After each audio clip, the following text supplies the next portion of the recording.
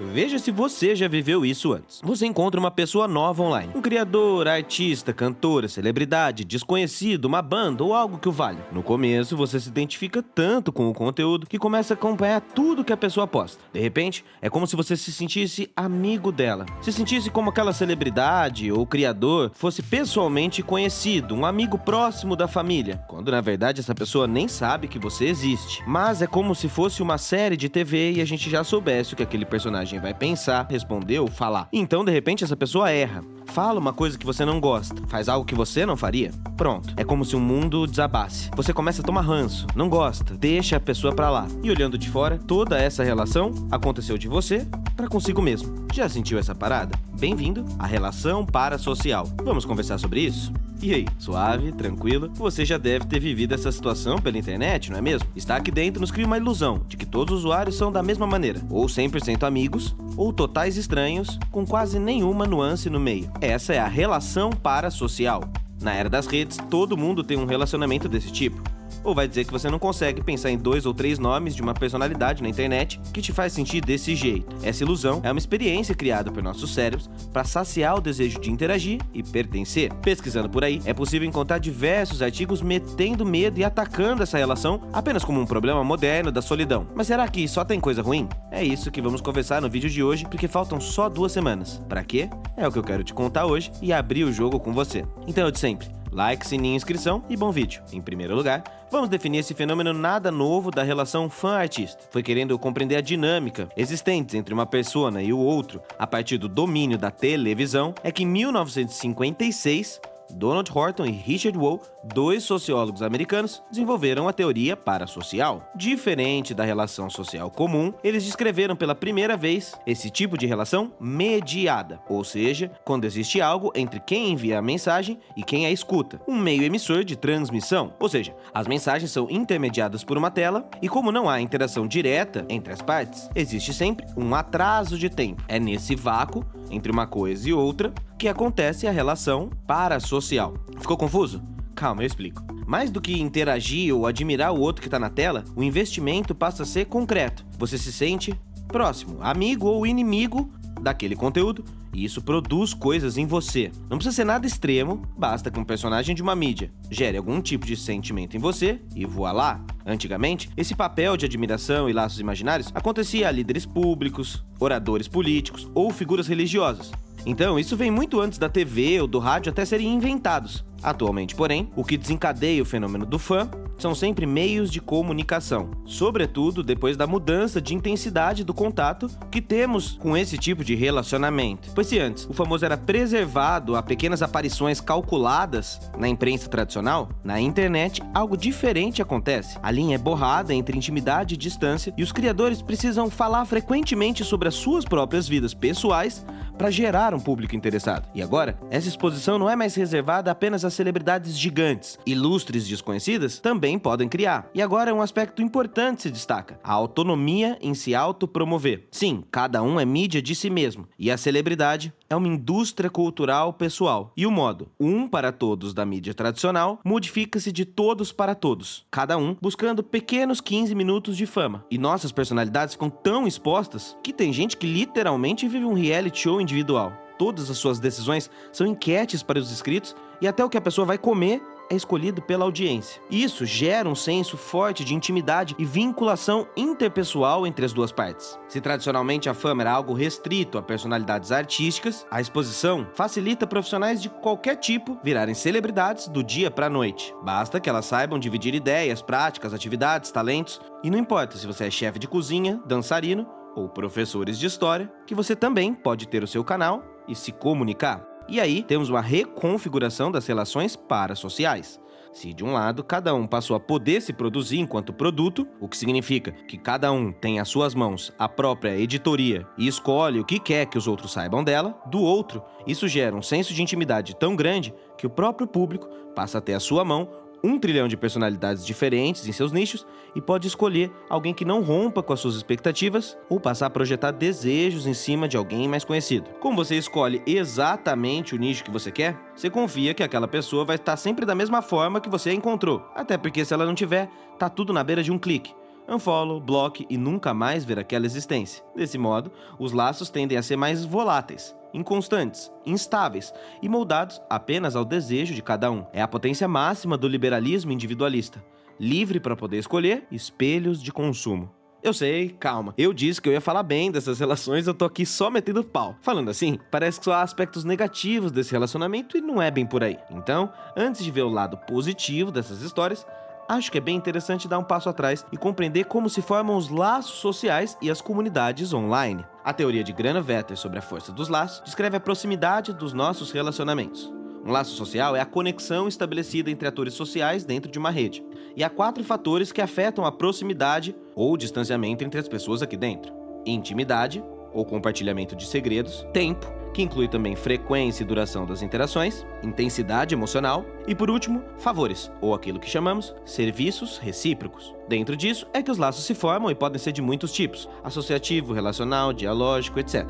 Nesse vídeo, nós vamos focar nos laços do tipo forte e fraco. Como os nomes bem indicam, laços fracos são as relações dispersas entre os usuários da rede, que surgem online a todo momento. Gente que você cruza na rede nos comentários, arroba que você vê toda hora mas nunca interagiu, e assim por diante. O mundo online é formado de laços fracos. Até por isso, as pessoas se sentem íntimas de alguém que não conhecem. Elas nunca conversaram, mas a arroba tá sempre ali, prontinha para ser xingada. E são eles os responsáveis pela criação de pontos e conflitos. E caso você vá intensificando um laço fraco, você passará a fazer parte de uma comunidade de laços fortes. Essa é a tal netnografia. Sim, existe um nome para esse tipo de estudo que gera uma espécie de tipologia do comportamento online. Veja só esse gráfico. 4 definições de usuários existem em uma rede: os devotos, os insiders, os turistas e os socializadores. Os insiders, que têm interesse pessoal numa atividade; os turistas, que têm interesse pontual na rede;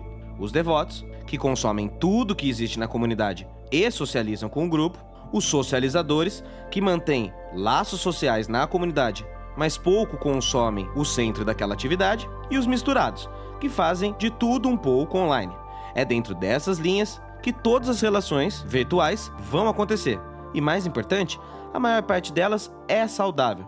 Veja, um laço forte, especialmente quando parte de um talento, de uma aparência, da inteligência ou de outras virtudes de alguém, pode inspirar pessoas. Essa admiração pode se converter em uma influência altamente positiva, servir de motivação pessoal para quem admira alguém. Pessoas que promovem reflexões sobre justiça social podem instigar pessoas a buscarem sobre o assunto, a agirem. Eu mesmo conseguiria eleger fácil uns 6 ou 7 nomes que eu admiro e que são diretamente responsáveis pela inspiração do canal Normose, por exemplo. Isso tem um grande impacto no mundo real. Porque, no fim das contas, todo mundo quer se sentir parte de algo e só. Talvez um bom resumo do que é a existência humana passe por essa busca de construir uma comunidade, de ter um grupo para chamar de seu, de se identificar com alguma coisa e se juntar a outras pessoas que têm interesses parecidos. Se sentir parte de algo é muito fundamental para a nossa psique. E sei lá, pessoas que almoçam vendo streamers, ou gente que incorporou em sua rotina lives de estudo em coletividade.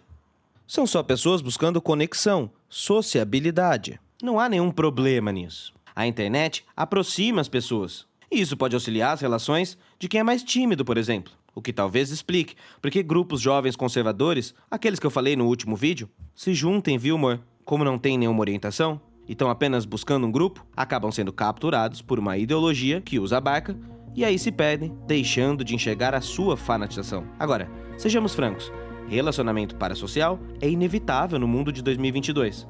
Ainda mais depois de uma pandemia. E se você gosta do trabalho de alguém, não há nenhum problema de apoiar, financiar, patrocinar, por exemplo, doando, assinando, incentivando. Esse é o tipo de força que faríamos com qualquer um do nosso dia a dia que já fez os nossos dias melhores e coisa e tal. Aos poucos, estamos todos ganhando pequenas audiências online de pessoas que não conhecemos e que não nos conhecem. Então, você consegue enxergar como o relacionamento parasocial é complexo e tem vários lados para serem descobertos? Na maioria dos casos, o vínculo desenvolvido é super saudável. A coisa só começa a virar um problema se a pessoa idolatrada deixa de ser uma forma de entretenimento e passa a ser usado para suprir alguma fuga ou excesso por parte da pessoa que é fã. Em vez de ser uma forma de prazer, isso pode gerar um microgerenciamento da vida de alguém, cobrar quem você admira X ou Y, exigir posicionamento de fulano ou cicrano, se sentir chefe de quem admira. Quando chegamos nesse estágio, a persona pode encobrir a pessoa e o público pode transformar o influenciador em refém, numa espécie, na verdade, de sequestro duplo. Sim, porque como os criadores também dependem muito do público, não é incomum você ver essa transformação a olhos nus. Tutelado pela própria audiência, o sequestro do público é quando alguém ganha visibilidade por alguma coisa, geralmente extrema ou performática, e começa a receber aplausos apenas por isso. E aos poucos vai se fanatizando gradualmente, impulsionado pelo seu público. Nesses casos, a comunidade ou o fã passam a idealizar a pessoa admirada, projetar os seus valores nessas pessoas, gerando expectativa irreal sobre alguém. E o que acontece então? A hora que essa visão perfeita se desfaz e o admirado não cumpre as demandas irreais jogadas sobre ele, aí é pau no lombo. Vai ser criticada e culpada por agir como um ser humano fora da projeção dos outros. Quantas vezes você já não viu isso aqui dentro das redes sociais? E é claro que do outro lado, o próprio artista, criador, influenciador também pode acabar mandando mal nessa relação. Aprofundar usuários em fanatização, gestos negativos. Enfim, alguém com milhares de seguidores tem o poder de influenciar milhares de pessoas. Pegue, por exemplo, fandoms de divas pop ou K-pop, por exemplo. Ao mesmo tempo que sim, há muita coisa positiva na formação e no encontro de adolescentes que se sentem parte de um nicho musical, é impossível ignorar como essa indústria se utiliza da relação parasocial usada para o consumo. As próprias empresas são responsáveis por possibilitar uma fantasia de namorado, namorada, no caso do K-pop, ou de rainhas inquestionáveis, no caso da indústria pop. E antes que alguém venha me encher o saco, pare um pouco e pense na relação que torcedores de futebol têm com seus jogadores heterotop favoritos. Até porque é fato que fãs tendem a replicar as figuras que admiram. E eu vou te propor um teste. Na próxima semana, começa a reparar como que os admiradores de algum produtor, influencer ou celebridade sempre agem parecido com o ser amado dentro das redes. Influencers mais violentos geram públicos mais violentos. Influencers mais empáticos geram público também mais tranquilo. Tenho reparado nisso há tempos e eu queria ouvir mais relatos. Testa aí e depois me conta nos comentários, beleza? E aí fica a pergunta no ar. Quem gera quem? É um ciclo vicioso. E se todo mundo só quer se sentir parte de algo, o que isso significa para o momento que vivemos? E mais, se nós sabemos que isso existe, não adianta simplesmente condenar ou dizer que essas relações são ilusões. Eu discordo. Há sim verdadeiros sentimentos de afeto entre as duas partes. As relações online não são falsas. Não podemos negar as mudanças do mundo digital. E ao invés de sermos inimigos desse tipo de relacionamento, poderíamos olhar com mais profundidade e mandar o papo retão. Você não é amigo de quem admira na internet. E tá tudo bem. Eu sei que isso pode parecer grosseiro e talvez um choque, mas é o que é. Sim, ao contrário das séries de ficção, você pode comentar os personagens como se fossem seus amigos. Aqui não é assim. É alguém de carne e osso que depois que você fecha o aplicativo, continua existindo. A pessoa do outro lado pode até conseguir desenvolver uma intimidade real e uma amizade verdadeira, mas na maioria das vezes, é preciso entender que ela não vai ter tempo de atenção que você demanda. É uma questão matemática. Por definição, alguém de mais visibilidade é alguém que justamente fala pra muita gente. Para que a gente possa desenvolver isso de maneira saudável, é preciso compreender esses novos tipos de relação humana. As parasociais podem ser boas quando encaradas como comunidade, como troca, como lugar de iguais, produzindo para um mesmo objetivo. Veja o pessoal da live do Luigi, por exemplo, que mais de uma vez já fez arrecadação solidária para projetos sociais. Ou o próprio Casimiro, que arrecadou 120 mil em uma noite para ajudar a cidade de Petrópolis junto de sua comunidade por causa das enchentes. É claro que isso também pode virar uma amizade real com o tempo, mas é preciso encarar com responsabilidade, verdade, parcimônia e poréns sobre toda troca online. Existe muita coisa falsa e artificial nesse mundo virtual. Gente criando vidas falsas, relacionamentos ruins, fingimento, incentivo das pessoas pro pior. E vou te dizer, às vezes, quem busca ser alguém demais, personagem demais, sem erro nenhum aqui dentro, pode estar justamente preso à aprovação dos outros, nesse processo de duplo sequestro. E aí eu fiquei pensando esses dias, se eu, que sou ninguém, um canalzinho minúsculo no mar da internet e já passei poucas e boas, eu fico imaginando como é lidar com isso quando você é famoso, de verdade. Uma atriz da Globo, um Whindersson, um Felipe Neto. Vixe, só de pensar apavora. Então, buscando essa franqueza, mesmo sendo um Zé Ninguém, é que eu quero ser transparente daqui pra frente. Eu julgo que, por ser um canal minúsculo, eu consegui cultivar muito bem essa troca. Eu admito que eu pensei muito bem antes de começar o Normose. Obviamente, todo mundo que cria algo assim quer um público, mas eu sabia que se eu tivesse um público tóxico, era melhor não ter público nenhum. Quando esse canal explodiu, não deu outro. Muita gente queria mais treta, mais barraco, mais mandonora, mais dossiês, e eu saí fora, porque essa é só uma parte da minha persona. Somos mais do que o mundo online permite exibir. Se eu cedesse e vivesse de treta, eu me tornaria o que as outras pessoas queriam, e me afastaria de quem gosta do meu trabalho genuinamente. A ideia do Normose é justamente incentivar o contrário, e eu já sabia que, já que nós somos a média de quem está à nossa volta, que eu ao menos cultivasse um público público mais aberto possível. E deu certo. A comunidade que criamos é saudável e eu não poderia agradecer mais. Há uma compreensão muito grande da parte de quem me acompanha, que aqui do outro lado tem uma pessoa normal. Quando tomar o aviso, quando preciso de financiamento forte, acontece. Quando peço engajamento, geral entende que é um trabalho. Então é pensando em jogo aberto que agora eu anuncio o novo passo. Então, salve uma data. 1ª semana de setembro. A metamorfose vai iniciar e o anonimato vai acabar. O novo Normose, agora com o meu rosto, vai começar. Eu tô ciente de todos os julgamentos.